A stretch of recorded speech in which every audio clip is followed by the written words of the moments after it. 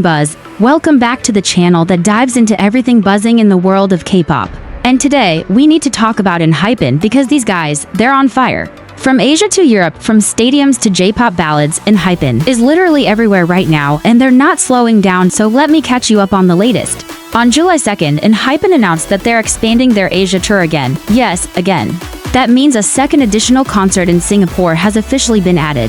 To their Walk the Line World Tour, they'll now be performing at the Singapore Indoor Stadium on October 4th and 5th, and honestly, this is no surprise. The first show sold out so fast it made headlines, and clearly, the demand is still off the charts. Engine in Singapore, you guys are powerful, but here's the thing, this isn't just about Singapore. This is part of something much bigger.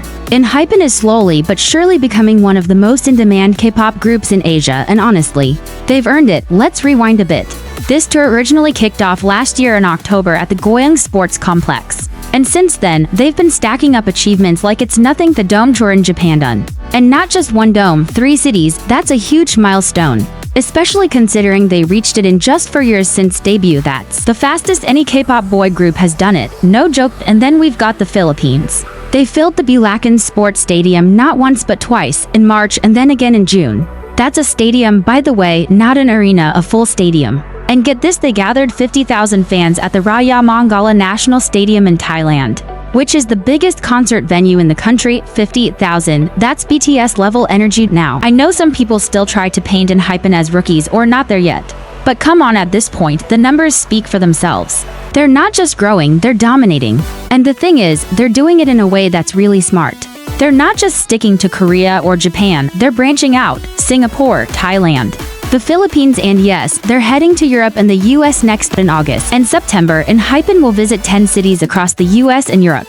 That's a full-blown global strategy, not just a fan meeting here and there, concerts in stadiums. In cities where the K-pop wave is still growing, they're helping shape that wave.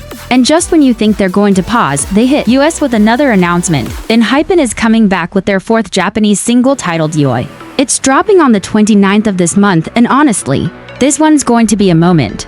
The title track Shine On Me will be pre-released on the 4th, and I already know this is going to hit differently. It's a J-pop ballad, which is something we don't always hear from ENHYPEN. They usually hit US with intensity and concept-heavy visuals, but this sounds emotional, midsummer feelings. A melody line full of rich, bittersweet vibes, and that band sound? I'm predicting tears, but here's what's even cooler, it's not just a comeback song. Shine On Me was chosen as the ending theme for a Japanese drama. The drama is called Shrimp Wants to Catch Sea Bream, which, okay, the title is hilarious, but the fact that ENHYPEN's song was selected as the ending theme? That's a big deal. That shows how much they've grown in Japan, not just as a K-pop act, but as artists who are being embraced by the local entertainment industry. We've seen BTS and 17 get this kind of mainstream media integration, and now ENHYPEN is joining that club. And let's not overlook the rest of the Yoi single.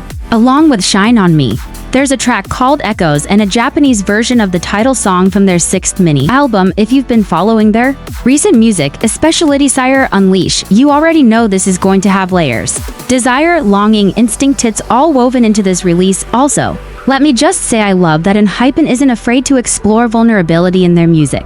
So many male groups go for power, dominance, or confidence, and while ENHYPEN can absolutely deliver that too, they also give us songs about emotional depth, complicated feelings, and quiet strength. That's what makes them different. And speaking of different, let's go back to the stadiums for a second. ENHYPEN will be performing at Ajinomoto Stadium in Tokyo this month, and then at Osaka's Yamar Stadium in August. That means they're entering local Japanese stadiums in just 4 years and 7 months since their debut. That's a record for an overseas artist. Let that sink in. If you look at the pattern, ENHYPEN isn't just breaking into markets, they're owning them. Japan, Singapore, Thailand, the Philippines, they're consistently doing what even some veteran groups haven't done in this time frame, and that deserves real recognition. Alright, I want to hear from you first. If you're a Singaporean Engine, how fast did you grab your tickets for the second show? Was it chaos? Did you get lucky? Share your story in the comments. And for the rest of us, what are your thoughts on this new single Yoi? Do you like that ENHYPEN is exploring the ballad side of J-pop, or do you prefer their darker, concept-heavy tracks? Also, what's your favorite ENHYPEN Japanese track so far? Because honestly, their Japanese discography is underrated. They've really put thought and emotion into each release. Do you think ENHYPEN is heading toward Tokyo Dome next? I mean, they're already doing a Ajinomoto and Myanmar. Dome tour might be next, right? Okay, now let's dig even deeper into what all of this means, not just for ENHYPEN, but for the future of K-pop, because let's be real, not every group gets this kind of momentum. Especially not in such a short time. It's one thing to debut strong, it's another to sustain it. And what ENHYPEN is doing right now is building something long-term. Something that looks a lot like global stardom. Think about it, they debuted during the pandemic, when most groups couldn't even do live shows. They didn't get the luxury of meeting fans right away. They had to build their fanbase online through virtual showcases, performances, and personality content. And yet, 4 years later, here they are selling out stadiums, headlining drama soundtracks, and expanding into every major market in Asia and beyond. That kind of adaptability, that's the sign of a group that's not just surviving, they're leading. And I want to go back to the song Shine On Me for a second, because the vibe of this pre-release really fascinates me.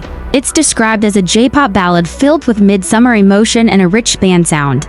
That's such a contrast to the more futuristic, synth-heavy style off Desire Unleash. So what's the message here? To me, it feels like ENHYPEN is saying, hey, we're versatile, we can give you depth, softness, and emotional storytelling just as much as we can give you intensity and bold visuals. And I think that duality is exactly what sets them apart. And let's not forget, Shine On Me isn't even the main title track.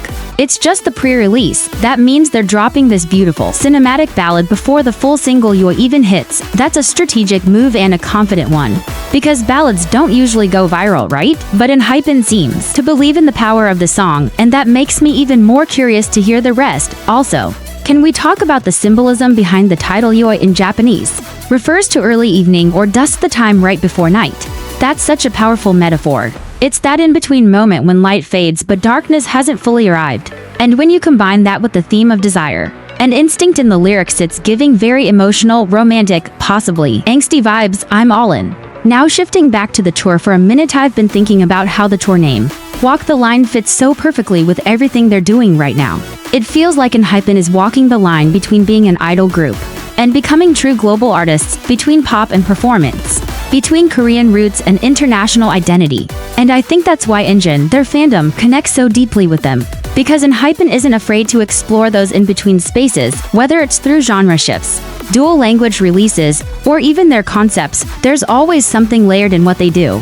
Let me ask you this, do you think ENHYPEN is becoming the group of their generation? I know it's a bold question, but seriously, from numbers to music to presence, they're checking a lot of boxes. And I feel like with this Japanese comeback and ongoing world tour, they're only going to get bigger. So let's make it a conversation in the comments. What's your favorite ENHYPEN era so far, musically or visually? Do you prefer their Korean releases or their Japanese discography? And what do you think their next big step should be after this tour? Also, ENHYPEN in Japan, Singapore, and the Philippines, what was it like seeing them live? Was the crowd loud? Did the boys say anything that caught you off guard? I want to hear your fan accounts, your concert stories, your favorite live moments.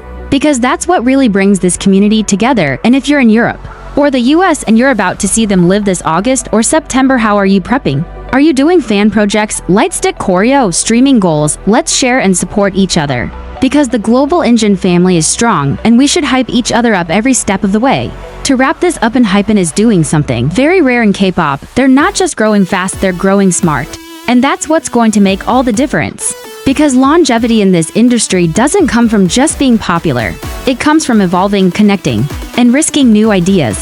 So whether it's through a heartfelt J-pop ballad or a massive stadium concert, ENHYPEN is showing us that they're not just idols, they're storytellers, performers, and artists in every sense of the word. And that, BuzzFam, is why this tour expansion and this upcoming single matters so much. If you enjoyed this breakdown, don't forget to like the video, subscribe for more K-pop updates, and hit that notification bell so you don't miss anything. And as always, tell me in the comments, what are you most excited about this comeback season? Until next time, stay passionate, stay vocal, and as always, stay buzzing. Annyeong Buzz.